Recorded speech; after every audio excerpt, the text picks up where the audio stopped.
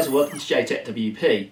If you're seeing the blue circle of doom on your Elementor Widget panel, I'm going to show you how to fix that right now. Let's go.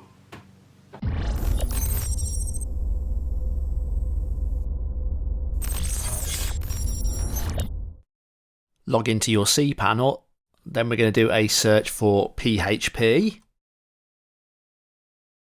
And you should have something that looks like this. Select PHP version, click on that. And then we're looking at the top and we're looking for options. And then you want to scroll down, we're looking for the actual amount of memory.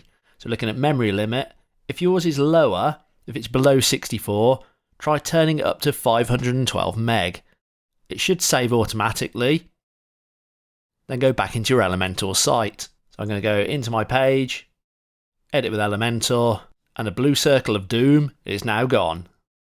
If increasing the PHP memory has not fixed the issue, I would suggest going into plugins and disabling them and then re-enabling them one at a time until you find out which one's causing the conflict. But 99% of the time it's a memory issue and can be fixed very quickly with the Cpanel method.